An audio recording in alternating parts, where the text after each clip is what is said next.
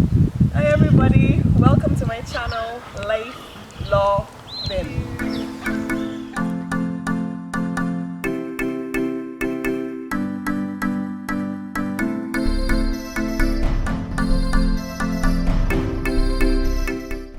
Hello and welcome back to the channel. Wonderful to see you again. This episode will be about money.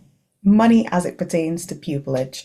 This is something that I realize that whenever I go to any kind of fairs to do with pupillage, a lot of students, aspiring barristers, are always interested in knowing about it, how it works practically.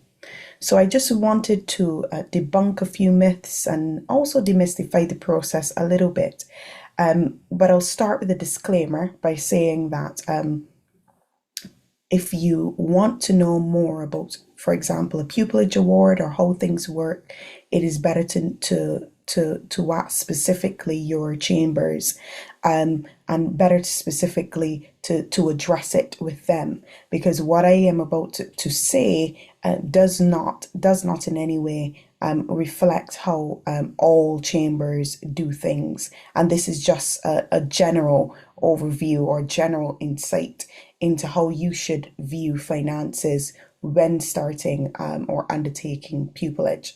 So let's start with the Pupillage Award. So you will know the Pupillage Award as this sum that's being offered throughout that year of pupillage. Now, for international aspiring barristers, those of you who are watching who obviously can identify as an international aspiring barrister, remember that if you want to undertake a pupillage using a skilled worker visa, you must have minimum annual gross projected earnings of £36,680. So that's £36,680 as a pupil barrister. That means you need to be securing a pupillage award that is at that amount. Obviously, if you want to secure a pupillage that's less than that, once the graduate work visa or is still available, that's a route that you can undertake pupillage using while not applying that threshold. But do remember that when you do eventually switch over to a skilled worker visa, you will have to comply with the necessary threshold, and there is a specific threshold for tenancy. And tenancy, if you apply for tenancy at a particular set, you've got to prove that you earn £52,400 as a tenant for the year, and that's the eligibility criteria for the Bar Council to sponsor you, and that's Home Office rules. So keep that at the back of your mind. If you're an international aspiring barrister, you need to meet these thresholds if you plan to undertake pupillage as a skilled worker or on a skilled worker visa. Now, when we talk about this pupillage award, you hear this lump sum of money and you think, oh, wow, great. But how does it work practically? So usually in first six, the chambers will tell you how much they will pay you on a given day. Every month, monthly, a certain amount will be paid to you. So you find that out when you secure your pupillage, or sometimes it's advertised when you are going through the gateway.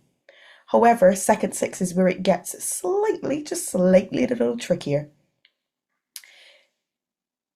There will be a month, or sometimes the way that some chambers do it, there's a gap month. You wouldn't be necessarily getting the money every single month from chambers, because from second six you are effectively a self-employed barrister. So how that works is that you are always paid after the fact. So you work first and then you're paid. So let's say you start on your feet in March, for example. Some chambers will have it arranged in such a way that you will get a paycheck in February. Let's say if you get your paycheck on the 1st of February, you get your paycheck then. But when you start in March, they wouldn't necessarily give you a paycheck on the 1st of March. They will review the position on the 1st of April. Just making sure that I've counted my months correctly. But yes, that's correct. April is after March. So yes, you may be having a little bit of a panic there. Now, the reason why that happens, or some chambers do that, is because effectively they've got to calculate how much you have earned during that period, the first month that you're on your feet, and then deduct that. All right. So, just to give you a working example, if you have earned, let's say that in second six, this is just me throwing out hypothetical figures. Let's say in second six, you are supposed to get earnings of £1,000, okay, a month. And in the month of March, that's your first month officially on your feet, you've earned £500 for that month. What would then happen is that because you've already earned the £500, I mean, that's what, when I say earned, that's what has gone into your pocket, like that has landed in your bank account. Chambers would deduct that £500 from the 1,000 that you're supposed to be paid, and then Chambers would top you up with the additional 500. Okay, so that would mean then that if you look on the 1st of April, you've effectively being topped up. So see the second six portion of the award as the top up. So see second six is guaranteed guaranteed minimum earnings. So it doesn't matter how much you earn, even if you fall under a specific threshold, Chambers will top you up. And usually with most chambers, if you exceed the threshold, obviously if you exceed it, you keep it. You will also be able to speak to the individual chambers about whether or not there's a chamber's contribution for exceeding the threshold. And that question is better placed with the specific chambers that you're with. Some chambers will take a significantly reduced chamber's contribution if you exceed the threshold because you're effectively a self-employed barrister from second six. Self-employed, you're practicing as a self-employed barrister from second six. Or some other chambers may decide to give you that whole portion of pupillage for the rest of pupillage effectively rent-free. So just find out how that works. Now, the reason I've taken time to break that down to you is because most of the time we might have a bit of a misconception or a notion that you will get paid every single month like a certain amount as how you'd get it in first six, and that's not necessarily how it can work all the time. So just remember, when you think of second six, a lot of chambers see it as kind of reflecting on the month that has happened. What did you actually get in your pocket? And effectively we will top you up. Okay, so you're still getting that money, but you'd probably notice that if that's the structure of your pupillage, you have to wonder about what you will do specifically in that month of March because your bills still have to be paid.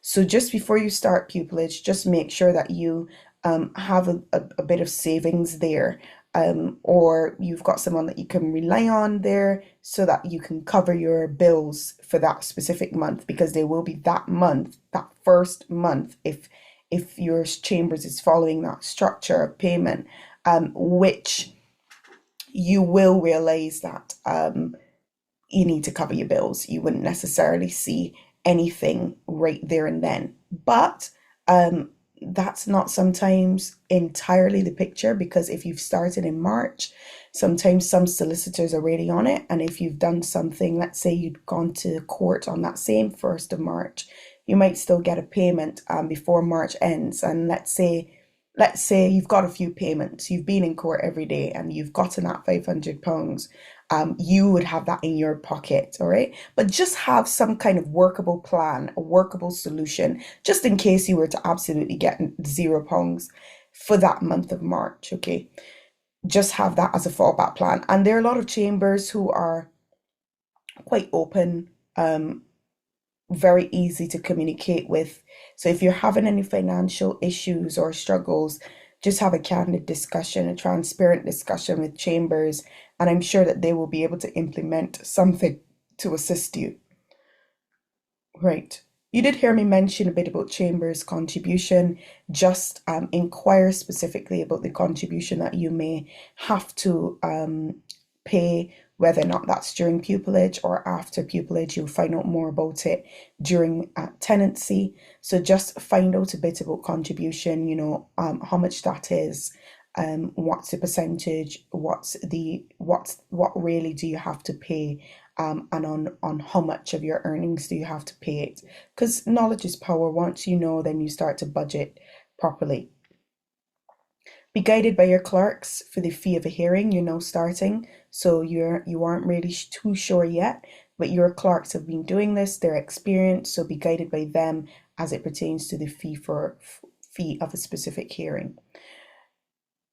Remember the importance of savings. So save when you can. Please do save. Don't just get all excited when you see a particular payment come in for a case. So let's say again, we're just using our example of £500. Remember that everything doesn't immediately go into your pocket, okay? Some of that would have been VAT.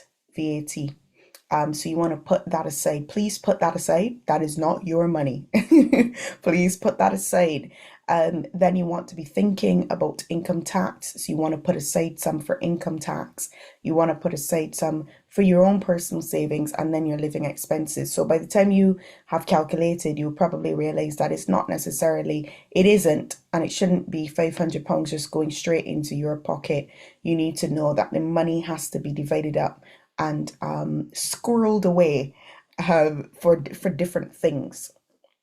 Remember also that money is needed to travel to different cities or parts of the UK to conduct hearings, whether or not you're traveling by car or you're traveling by public transport. You are a business. You are the business. So you need to account for your expenses. Don't just put all the money into one happy pot and just go spending like crazy.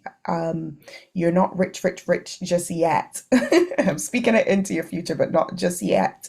So just remember, you've got to save some money so that you can foot your expenses.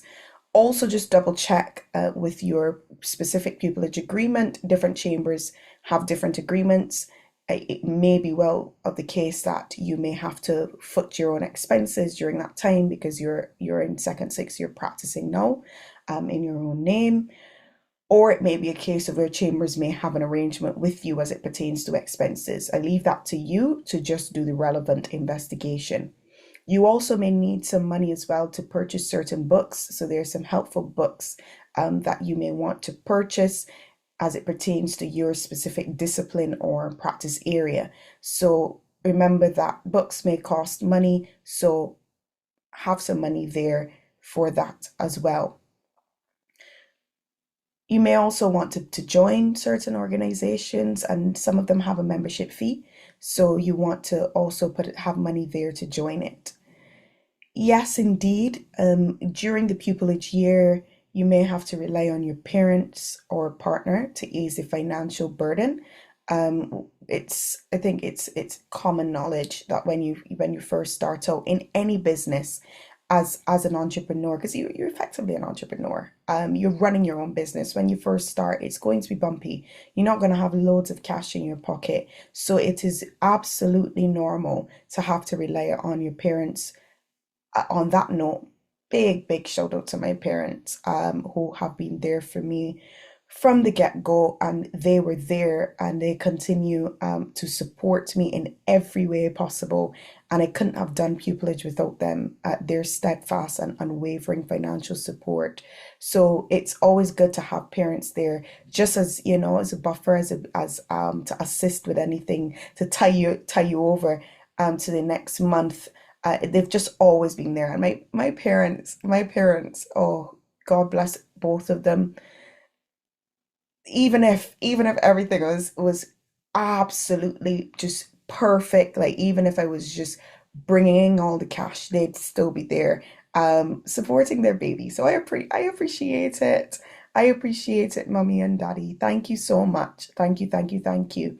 But seriously though, folks, if you are struggling, do not be embarrassed. Do not be ashamed. Please speak to chambers, speak to someone in chambers. with the relevant authority, because a lot of chambers wouldn't be surprised by this, and there may be some kind of arrangement that can be made to assist you financially. So do not struggle in silence, okay? You need to be fed, your light bill and your bills need to be paid so that you can get on with your work. So don't be embarrassed about it, and please do flag it up to someone in chambers. In terms of record keeping, I find it helpful to keep accounting records. I have a spreadsheet, and my spreadsheet literally sets out the fee for the hearing, the VAT. It also sets out the income tax, any chambers contributions that I will be making, my living expenses, anything that I want to put aside to savings. And I do that, and it helps me to keep a record of the cases that I've been paid, the cases that are still outstanding, and what I'm doing with my money. Because from the time I see the spreadsheet, I know, right, this is allocated to VAT, this is allocated to contributions, this is allocated to that particular pot. It helps me. I'm a visual person. You have to figure out what works best for you. But remember, you're managing your practice. And part of managing your practice undoubtedly is managing your finances. And knowing that just because you get a certain amount in your bank account, it does not all go to you. You've got to be disciplined.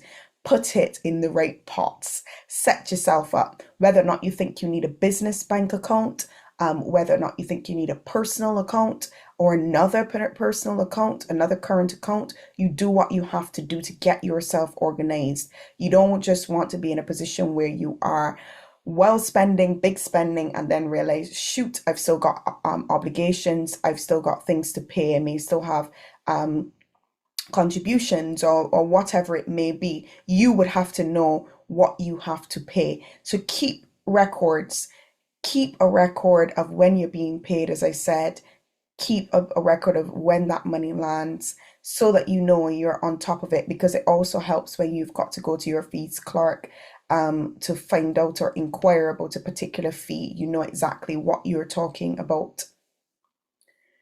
Get an accountant. You need an accountant. Don't try to do this on your own. I'm sure that there are many of you that are absolutely brilliant and capable, but why put that extra load on yourself when you're already working tirelessly representing your clients? Have an accountant in place. So it's a situation where you need to shop around. There are so many providers, so many providers. You just choose who, which one you're comfortable with. You may want to switch later on. It depends on in your career. You may want to go somewhere else. But definitely, to get yourself up and running, get an accountant, speak to friends, speak to colleagues, speak to your co-pupils, speak to barristers in chambers, find out who they go with, and then do your own research. So it's important for you to remember that naturally in this job, there will be delays in payments. So just because you've worked a case today, you may not get the money next month or the next few months. Sometimes there's a delay in payments from your solicitors. So it means that you've got to be on top of your finances, and you've got to have savings for a rainy day. You want to be building up your account so that you always have something there to take care of yourself. I hope that helps, because I know that money always seems to be a topic of interest, especially in pupillage. There are a lot of people nowadays that are entering the profession who have substantial responsibilities. Some people are coming with mortgages, some are coming with their families, and they want to be able to afford it. And undoubtedly, this is something that chambers will know. So please just flag any queries that you may have with your respective chambers. But I hope that this has helped to demystify the process just a bit. So take care of yourself, folks, and I hope to see you again very, very soon. Bye now.